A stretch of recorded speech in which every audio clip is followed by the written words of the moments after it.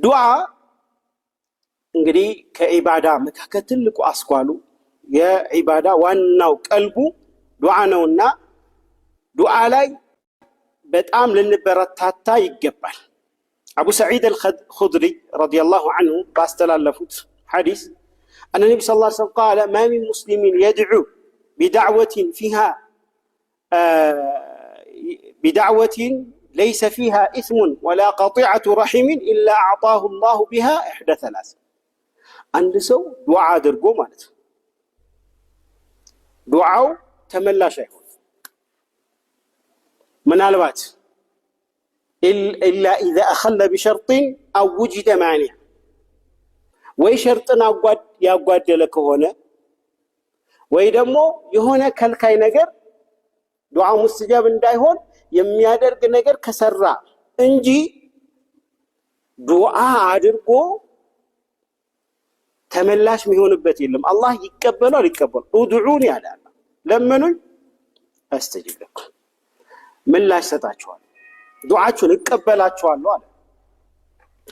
አላህ Subhanahu Wa Ta'ala ቃሉን የሚያጥፍ ጌታ አይደለም። ቃሉን አያጥፍ። ስለዚህ ዝም ብለህ እጅን አንስተህ ዱዓ አድርግ ታገኘዋለህ። ከሶስት ነገር አንዱ ያገኛል አሉ ረሱላህ ሰለላሁ ዐለይሂ ወሰለም። ኢማ አን ተዐጀለ ለሁ ዳዕወቱ ወይ ዱዓው በአፋጣኝ ወዲያውኑ ይሰጠዋል። ወዲያውኑ ምልክቱን ያየዋል። ዱዓ ያደርጋል፣ ወዲያውኑ ይሰጠዋል። ወኢማ አን የደኺረሃ ለሁ ፊል አኺራ ወይ ደግሞ አሁን ባይሰጠው አኺራ ላይ ያዘገይለት ይሆናል። ለምን? የአኺራው ጭንቅ ቀን ነው፣ በጣም ከባድ የሆነ ጭንቅ ቀን ነውና እዛ ይሻለዋል ብሎ አላህ መርጦ ሲያበቃ እዛ ያዘገይለታል። ከሰለፎች አንዱ ምን ይላል? ይሄንን የተገነዘበ እንግዲህ ዱዓ አድርጌ አላህ ቶሎ ሲሰጠኝ በጣም እደሰታለሁ አለ። ሲከለክለኝ ደግሞ በጣም እደሰታለሁ አለ። እሺ ማለት ሲሰጥ መደሰት ያለ ነው፣ ግን ሲከለክል ምላሽ ሳይሰጥ ሲቀር ለምን በጣም እደሰታለሁ አልክ ሲባል ምን አለ? እንግዲህ ከኔ ምርጫ የአላህ ምርጫ ይበልጣል። እሱ ለኔ የሚበጀኝን የተሻለውን ነገር ስለሚያውቅ አዘገየው እንጂ ዱዓ ያደረገ ሰው ዱዓው ሙስተጃብ ምንም ጥርጥር የለውም። ወኢማ አን የስሪፈ ዐንሁ ሚን ሱኢ ሚስሊሃ ወይ ተመሳሳይ የሆነ በላ ይመለስለታል። ይህ ማለት ምንድን ነው? ዱዓ በሚያደርግበት ጊዜ ከላይ የመጣለ በላ አለ፣ ራሱ ላይ፣ ቤተሰቡ ላይ፣ ንብረቱ ላይ ያነጣጠረ ማለት ነው። ዱዓውን ሲልክ ዱዓ ማለት ሚሳኤል መሳሪያ፣ ከዛስ ይህ ዱዓ ወደ ሰማይ ይወጣል፣ ያ ደግሞ እየወረደ ነው በላው። ከዛስ የሆነ መንገድ ላይ ይገናኛሉ። ፈየተዓረካኒ ኃይለኛ ፍልሚያ ይገጥማሉ። ከዛስ ዱዓው ይመልሰዋል፣ ያሸንፈዋል። ላ ዩረዱ ልቀደር ኢላ ቢዱዓ ቀደር በዱዓ እንጂ አይመለስም። ይዘን የሆነ አንተ ላይ ያንዣበበ የነበረ በላ ተመልሶ ሊሆን ይችላል። ስለዚህ ዱዓ በየትኛውም አጋጣሚ ብታደርግ አትከስም። ይህንን በሚሉ ሰዓት ኢዘን ኑክሲር ያ ረሱላላህ፣ እንግዲያውስ እንዲህ ከሆነ በቃ ዱዓ በጣም እናብዛ። ቃሉ አላሁ አክሰር፣ ዱዓ ብታበዙ አላህ ደግሞ ስጦታውም የዛኑ ያህል ነው፣ ብዙ ነው። አላህ ስብሓነሁ ወተዓላ ለው አነ አወለኩም ወአኺረኩም እንግዲህ ቃሙ ዐላ ሰዒድን ዋሒድ ይላል። የመጀመሪያው የመጨረሻ ከመጀመሪያ ከአደም አንስቶ እስከ ቂያማ ያለው ሰው አንድ ሜዳ ላይ ተሰብስቦ ሁሉም የራሱን ሓጃ ቢጠይቀኝና ፈአዕጠይቱ ኩለ ዋሒድን መስአለተ ለእያንዳንዱ የጠየቀውን ሓጃውን ብሰጠው ማ ነቀሰ ፊ ሙልኪ ሸይአ ካለኝ ሀብት ቅንጣት ያህል አይቀንስ። ምናልባት ወስፌ ማለት ነው ውቅያኖስ ላይ ተነክሮ ሲወጣ ይዞት የሚወጣው የጠብታ ያህል ማለት ምንድን ነው? አይቀንስም። ያቺ ጠብታ ባህሩን ቀነሰው ይባል አይቀንስም። ኢዘን አላህ ስብሓነሁ ወተዓላ ስጦታው ሰፊ ነውና ዱዓ በማድረግ ላይ ልንበረታታ ይገባል። إذا نكثر قال الله أكثر حتى ምን ይላሉ ሰውን ልጅ ዱዓ አድርግልኝ ከምትል ራስ ማድረግ ይበልጣል። ይቻላል። በነገራችን ላይ ሷሊህ የሆነ ሰው የሆነ የተቋ ምልክት ያየህበትን ሰው ጠጋ ብለህ ሐጃ አለብኝ ዱዓ አድርግልኝ ማለት ይቻላል። ችግር የለም። هذا التوسل بدعاء الصالحين يجوز يا أبانا استغفر لنا እንዳሉት ማለት ነው። የያዕቆብ ልጆች የዩሱፍ ወንድሞች ወንጀል ሰርተናል፣ በቃ አባታችን ዱዓ አድርግልኝ استغفر لنا ይቻላል ዱዓ ማድረግ ማለት ነው።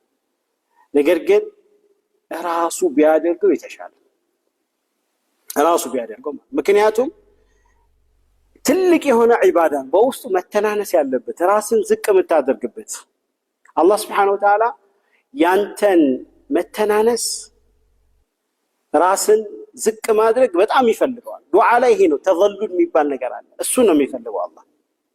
አንዳንዴ የሚከለክልህ የሆነ ነገር ጨመቅ የሚያደርግህ የሚቋጥርብህ እጅ እንድታነሳ በቃ አላህ ይፈልገዋል። ሙፍተቅር መሆነ አንተ ደሃ መሆነ ከጃይ መሆነ ይህንን ለማሳየት አላህ Subhanahu Wa Ta'ala ወይ ጤናህን ይወስድብሃል ወይ የሆነ ነገርን ጠበብ ያደርግብሃል እጅን አንስተህ እንድትጠይቅ። ምክንያቱም በዒባዳ ላይ በዱዓ ላይ ምን አለ ተዘሉል አለ፣ ራስን ዝቅ ማድረግ አለ። من أكثر أبو درداء من أكثر قرأ أبواب الملك أوشك أن يفتح له የንጉሱን በር በተደጋጋሚ ያንኳኳ ሰው ሳይከፈትለት አይቀርም። ተስፋ አትቁረጥ፣ ደጋግመህ إن الله سبحانه وتعالى የእናንተን ዱዓ ይቀበላል ማለም ያዕጀል እስካልቸኮለ ድረስ። መቼ ነው ቸኮለ የሚባለው? يقول دعوت فلم يستجب ለመንኩኝ አሁንም ዱዓ አረኩኝ መቼ አልተቀበለኝም ብሎ እርግፍ አድርጎ ሲተው አላህ ይቀበል። ስለዚህ መደጋገም በጣም ተፈላጊ የሆነ ነገር ነው። እንግዲህ ስለ ዱዓ ስንነጋገር ብዙ ሽሩጦች አሉት፣ መስፈርቶች አሉ። ቅድም ምን ብለናል?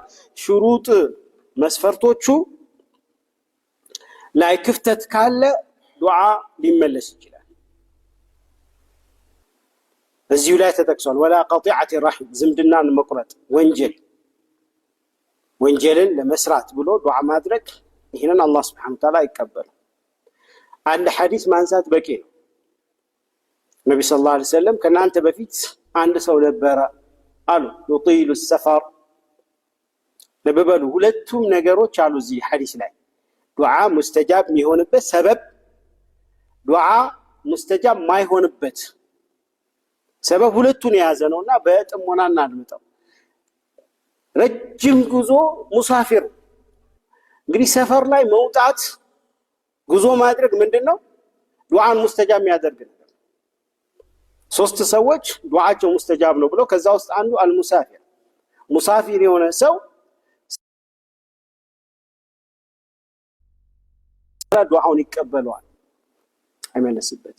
طيب يطيل السفر أشعث ጸጉሩ ይተንጨባረረ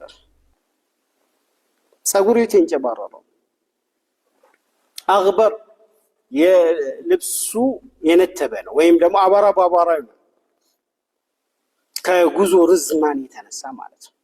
ይህም በራሱ ዱዓ ሙስተጃብ የሚያደርግ ነገር ነው። የዓረፋ ጊዜ አላህ Subhanahu Wa Ta'ala يدنو إلى الواقفين بعرفة عرفة ላይ የቆሙ ሰዎች ለነሱ ለየት ያለ መገለጥን ይገለጥላቸዋል ይቀርብላቸዋል። እናም ይላል መላእክቶችን ይፎካከራል። ምን ይላቸዋል?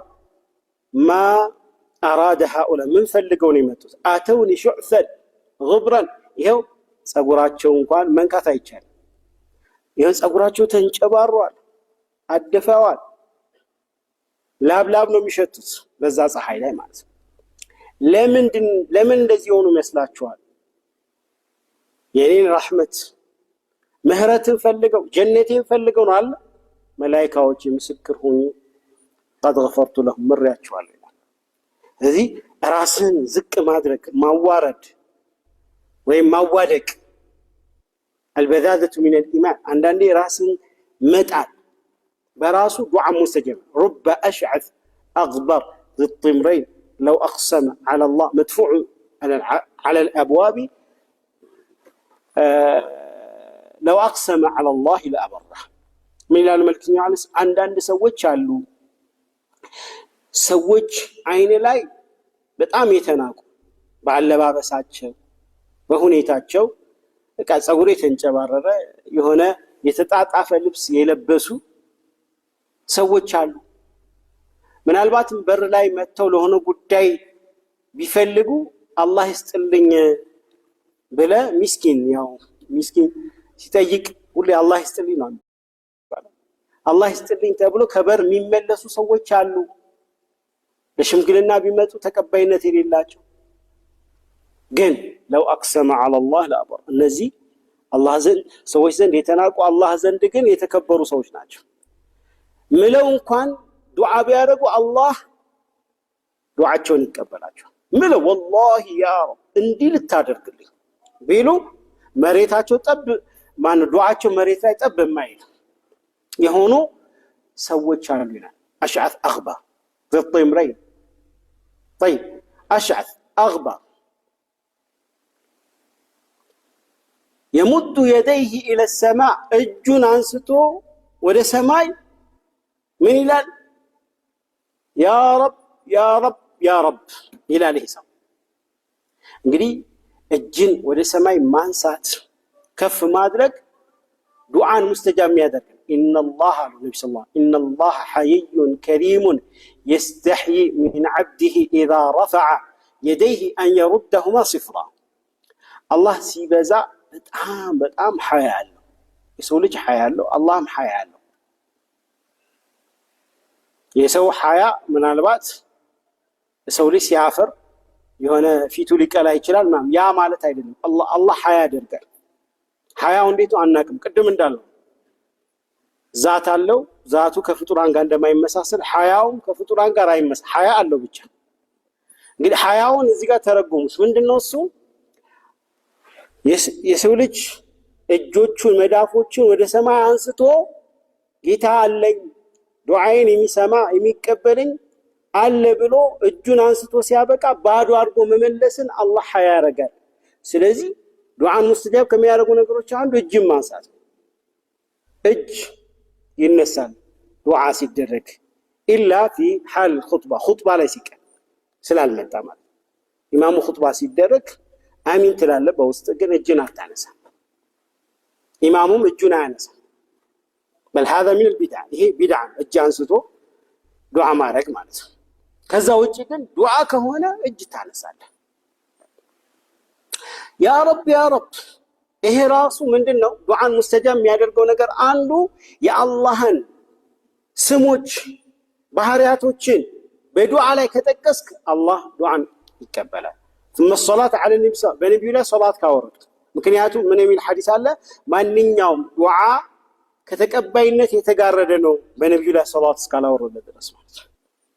ስለዚህ የአላህ ከመገለጫ ከባህሪያቶቹ ትልቁ መገለጫ ሩቡብያ رب ولهذا من أدعية القرآن ላይ በማስተዋል ካነበብን ምን ብሎ ነው የሚጀምረው ዱዓው? ربنا ربنا ربنا አይደለም የሚለው ቁርአን ላይ ያሉ ዱዓዎች።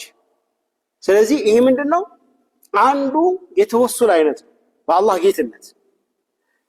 ይሄ ሁሉ ዱዓ ሙስተጃብ የሚያደርግ ነገር ሰውየው ይዞ አምጥቶ ግን ምን አለ ነብዩ ሰለላሁ ዐለይሂ ወሰለም መጨረሻ ላይ ومطعمه حرام እዚህ ጋር ነው ተማም ማንያ ዱዓው ሙስተጃብ እንዳይሆን የከለከለው የሚበላው የተመገበው ከሐራም የለበሰው ከሐራም وغزي بحرام የተሰነቀው እንዳለ ሰውነቱ የተገነባው በሐራም ሐራም ነው የሚበላው ሐራም ነው የሚጠጣው ሐራም ነው የለበሰው فأنس እንዴት አላህ ታዲያ ይቀበለዋል? ዱዓው ከመቀበል በጣም የራቀ ነው። ይሁንና ልብ በሉ እዚህ ጋር ራሱ አይቀበለው ማለት ነው። ግን አላህ ሊቀበለው በጣም የራቀ ነው እንጂ ዱዓ አድርጎ የሚመለስበት የለም። ሐታ ሸይጣን ዱዓ አድርጎ እኮ አላህ ተቀብሎታል። ሸይጣን ማለት ነው። ቃለ ረቢ አንዚርኒ ጌታዬ ወይ አቆየኝ ብሎ አላህ ሱብሓነሁ ወተዓላ ከሚቆዩት ነው ብላ ዱዓውን ተቀብሎታል። ስለዚህ ሸይጣን فأنا يستجاب واستجاب الله للمشركين ሙሽሪኮች እኮ ዱዓ አድርገው ተቀበላቸው። فإذا ركبوا في الفلك دعوا الله مخلصين له ሙሽሪክ ሆነው በአላህ ላይ የሚያጋሩ ጣዖት የሚያመልኩ ሆነው ነገር ግን ጥርት አድርገው አላህ ያ አላህ ከዚህ ጭንቀት አውጣን አሉ። አላህ የሙሽሪኮችን ዱዓ ተቀብሎ ነጃ አወጣቸው። ስለዚህ ተስፋ መቁረጥ የለብህም ነው። ባይሆን ዱዓን ሙተኸሊፍ ወደ ኋላ የሚያዘገይ ወይም ተቀባይነት እንዳይኖረው የሚያደርጉ ሰበቦችን መጠንቀቅ አለብህ። ከዛ ውስጥ አንዱ ዝምድናን መቁረጥ፣ ሐራም መመገብ፣ ሐራም መልበስ፣ እነዚህ ነገሮችን እንዲሁም ሽርክ መስራትን መጠንቀቅ ያስፈልጋል። ኢንሻአላህ